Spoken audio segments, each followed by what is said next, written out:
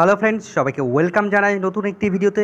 এই মুহূর্তে যে আপডেটের দিকে আমরা নজর রাখবো সেটি হচ্ছে 32,000 চাকরি সংক্রান্ত মামলায় এই মুহূর্তের বিগ আপডেট।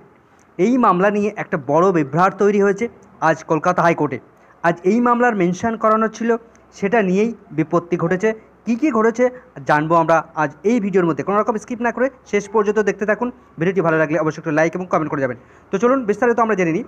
তো 32,000 চাকরি বাতিল সংক্রান্ত যে গুরুত্বপূর্ণ মামলা, সেই মামলার যারা এই মুহূর্তে পিটিশনার রয়েছেন, অর্থাৎ প্রিয়াঙ্কা নস্কর, তারা এই মুহূর্তে পিটিশনার রয়েছেন। তো প্রিয়াঙ্কা নস্করের পক্ষ থেকে কোনো একজন লয়ার, জুনিয়র লয়ার, তিনি আজ এই মামলাটিকে মেনশন করানোর জন্য কলকাতা হাইকোর্টে যান। তো তার পাশাপাশি তিনি যে সমস্ত কাগজপত্রগুলো জমা দেওয়ার কথা ডিভিশন বেঞ্চে, সেই সমস্ত কাগজপত্রগুলো তিনি জমা দিতে যান এবং দ্রুত মেনশন করানোর একটা চেষ্টা করেন। অন্যদিকে 32,000 শিক্ষক শিক্ষিকাদের পক্ষ থেকে একটা টিম, তারাও এই মামলার সঙ্গে আজ মেনশন করানোর জন্য গিয়েছিল। 32,000-এর পক্ষ থেকে মূলত পূর্ব বর্ধমানের একটা টিম, তারা আজ মেনশন করাতে গিয়েছিলেন। তো এই উভয় পক্ষ থেকে, অর্থাৎ পিটিশনার এবং রেসপন্ডেন্ট উভয়ের পক্ষ থেকে এই মামলাটি তড়িঘড়ি মেনশন করতে যাওয়ায় 32,000-এর এই মামলায় ঘটে যায় প্রবল বিপত্তি। তারা যে বিষয়টা তুলে ধরে যে তারা সুপ্রিম কোর্টের অর্ডার দেখিয়ে তারা বলেন যে সুপ্রিম কোর্ট দ্রুততার সঙ্গে এই মামলাটি শুনতে বলেছেন, অর্থাৎ দ্রুততার সঙ্গে এই মামলাটি নিষ্পত্তি করতে বলেছেন। বিচারপতির মনে তখন প্রশ্ন আছে যে কেন এত দ্রুততার প্রয়োজন, কেন এই 32,000-এর এই মামলাটি এত দ্রুততার সঙ্গে বিভিন্ন ধরনের বেঞ্চ এত পরিবর্তন হওয়ার কারণটা কি। তো পিটিশন এবং রেসপন্ডেন্টদের পক্ষ থেকে মেনশন করানোর যে কাগজ, সেই কাগজ জমা পড়ায় মাননীয় বিচারপতি হরিশ ট্যান্ডন তিনি কিন্তু রেগে যান এবং এই 32,000-এর এই মামলাটি করে দিলেন টু বি মেনশনের পর্যায়ে। ফলে এই মামলাটি করে দিলেন টু বি মেনশনের পর্যায়ে। এইটা করিয়ে তিনি কিন্তু লিস্টেড করে দিলেন। তবে প্রবলেম হলো মামলাটি শুনানির জন্য মেনশন করালেন না, মেনশন করালেন শুধুমাত্র ফর রিলিজ করানোর জন্য। অর্থাৎ মামলাটি তার টেবিল থেকে সম্পূর্ণভাবে রিলিজ করে দেওয়ার জন্য মামলাটি মেনশন ফর রিলিজ করে দিলেন। অর্থাৎ মাননীয় বিচারপতি হরিশ ট্যান্ডন তিনি এই 32,000-এর মামলাটি আর কোনো রকমভাবে শুনবেন না বা হিয়ারিং তিনি আর করাবেন না।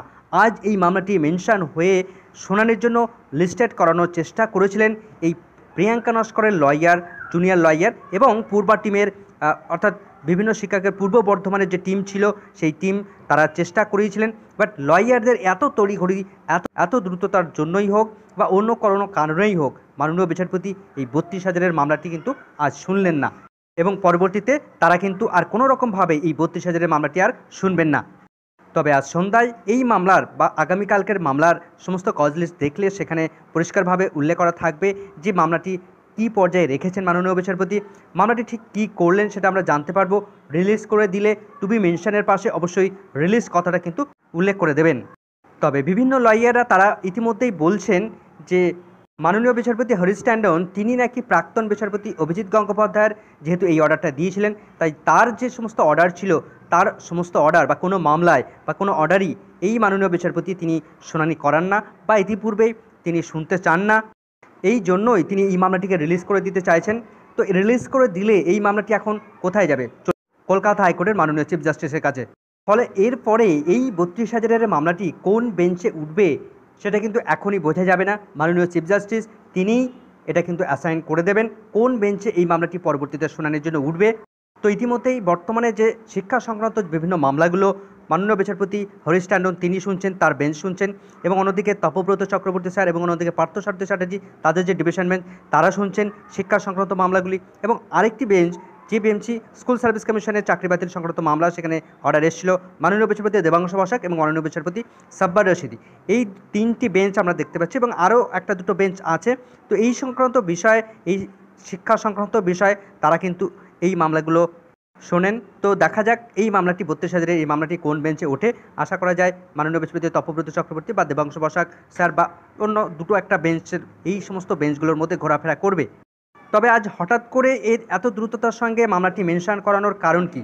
মূলত এই মামলার যারা মূল পিটিশনার, অর্থাৎ মূল পিটিশনার বলতে বা মূল রেসপন্ডেন্ট রয়েছে প্রাথমিক শিক্ষা পর্ষদ, মূলত তাদের পক্ষ থেকেই মামলাটি মেনশন করানোর কথা, বা সেই মূল পিটিশনার তারাই সাধারণত মেনশন করিয়ে থাকেন, বা তার পাশাপাশি প্রিয়াঙ্কা নস্কর তাদের পক্ষ থেকে মূল তারা জুনিয়র লয়াররা তারা গিয়েছিলেন। কিন্তু তার পাশাপাশি অন্য যে সমস্ত টিমগুলো ছিল বোর্ডের পক্ষ থেকে বলা যেতে পারে, বা হাওড়া টিম ছিল, বা অন্যদিকে কল্যাণবাবু ছিলেন, সেই সমস্ত পক্ষ থেকে তারা কিন্তু কেউ আজ ছিলেন না। তো দেখা যাক 32,000-এর এই মামলাটি কোন বেঞ্চে মাননীয় বিচারপতি চিফ জাস্টিস তিনি অ্যাসাইন করে দেন, এবং আজ সন্ধ্যায় কিন্তু আরও বিস্তারিত আপডেট পাবো। মামলাটি রিলিজ করে দিলেন কিনা সে বিষয়ে টু বি মেনশন পর্যায়ে রিলিজ লেখা থাকবে। তো বিস্তারিত সেদিকে আমাদের নজর থাকবে পরবর্তী আপডেটের জিকের জন্য। আপাতত এই ভিডিওটি ভালো লাগলে অবশ্যই লাইক এবং কমেন্ট করে যাবেন। চ্যানেলটিতে নতুন হলে অবশ্যই সাবস্ক্রাইব করে রাখার অনুরোধ রইল। পাশে থাকা বেল আইকনটি অবশ্যই অন করে রাখবেন পরবর্তী ধরনের আপডেট সঙ্গে সঙ্গে পাওয়ার জন্য। সকলকে ধন্যবাদ।